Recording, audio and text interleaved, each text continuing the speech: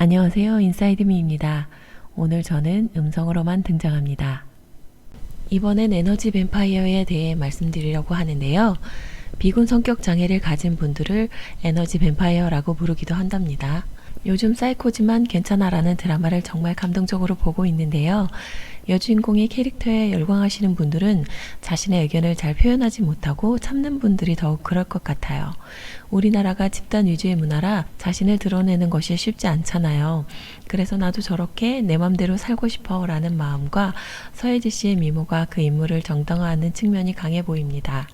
하지만 냉정하게 보면 인격 장애를 가진 인물이 미화되는 측면이 있어요.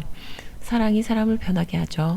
하지만 드라마는 드라마일 뿐 그렇게 쉽게 변할 수 있는 것이라면 성격장애나 인격장애라는 명칭을 쓰지 않았을 거예요. 이런 부분 참조하시고 이야기 이어나갈게요.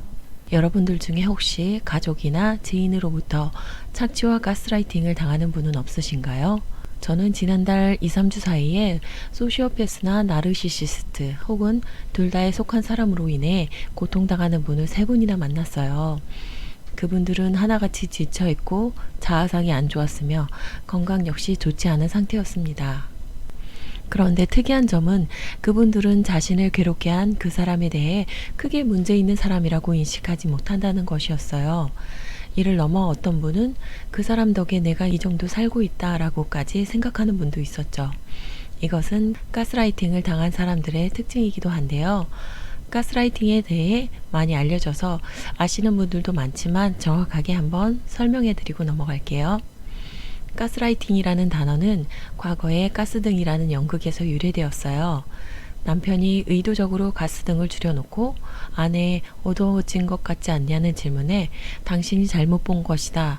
왜 엉뚱한 소리를 하느냐 이런 식으로 핀잔을 반복해서 줍니다. 아내가 자기 신뢰를 잃도록 만들고 이를 기반으로 아내를 이용하고 통제하기 시작하는 것이지요. 비군 성격장애에는 총 4가지가 있는데요. 소시오패스라고 불리우는 반사회성 성격장애, 경계선 성격장애, 연극성 성격장애, 마지막으로 나르시시스트라고 불리우는 자기애성 성격장애가 속해 있는데요. 성격이라는 단어 자체가 변하지 않는 그 사람의 고유한 특성이라는 것이잖아요. 이런 만큼 성격장애는 쉽게 고치기 어렵고요. 비군 성격장애 중에 하나만 가지고 있는 것이 아니라 중복으로 가지고 있는 경우도 상당합니다. 에너지 뱀파이어라고 불리우는 이 사람들과 함께 있으면 왠지 감정적으로 불편해지고 에너지가 고갈되는 느낌을 받게 됩니다. 저도 사실은 소시오패스이자 나르시시스트인 사람으로부터 오랜 시달림을 당한 경험이 있습니다. 별것도 아닌 일로 심한 비판을 당했고 그러면서 늘 자신은 대단한 사람인 척 포장했고요. 주변 사람들을 통제하기 위해 정말 강렬한 언어와 눈빛을 사용했기 때문에 거역하기 힘들었죠. 언어적, 신체적 폭력을 행사하는 경우도 보았습니다. 그리고 공지에 몰리면 이분들의 특징은 갑자기 연민에 호소합니다. 거짓 눈물을 흘리기도 하죠. 그럴 때 상대방은 죄책감을 느끼게 됩니다. 그런데 이 사람들은 기막힌 안목을 가지고 있어서 공감적이고 연민에 약한 사람을 알아보고 초반에 아주 능숙하게 관계를 형성합니다. 이를 허니문 기간이라고 부른다고 하고요. 이 기간이 지나고 나면 본 모습을 드러나게 되죠. 가족이나 회사 같은 집단에서는 희생양을 하나 잡아 그 사람을 본보기로 아주 괴롭혀서 자신에게 거역할 수 없게 분위기를 만들기도 합니다. 뭔가 이게 아닌데 라는 생각이 들지만 지속적으로 나는 대단하고 너희들이 잘못하면 내가 바로잡아 줄 것이라는 세뇌를 하기 때문에 거역하기 힘들고 복종해야 될 것 같은 느낌이 들게 됩니다. 비군 성격장애 중 소시오패스에 대해 좀 더 자세히 다뤄보겠습니다. 소시오패스가 4%라고 하니 꽤 많은 비율입니다. 주변에서 25명 중에 1명이라는 거죠. 소시오패스 판별 문항이라는 게 있더라고요. 가족 중 누군가 다쳐서 응급실에 갔다고 할 때 일반적인 사람은 걱정하면서 상황에 대해 질문하는 반면 소시오패스는 왜 나한테 먼저 얘기 안 했어? 라고 묻는다고 해요. 모든 상황을 자신이 알고 통제해서 자신에게 최대 이익을 추구하기 위한 방편이겠죠. 이들은 공감 능력은 없지만 인지적으로 감정을 흉내낼 수 있기 때문에 사이코패스에 비해 일반인과 분별이 잘 안 돼요. 하지만 타인의 고통이나 감정에 공감하지 못하기 때문에 감정적으로 호소해봤자 아무 소용이 없습니다. 네가 이렇게 하면 내가 얼마나 슬픈지 알아? 이런 말 100번 해도 소용없고요. 이렇게 나를 대하면 너에게 주는 돈을 주지 않겠어. 이런 식으로 자신의 이익에 마이너스가 될 때 협의점을 찾을 수 있으니 잘 알아두시길 바랍니다. 소시오패스가 되는 이유는 유전적인 요인도 있지만 환경적인 요인이 크다고 해요.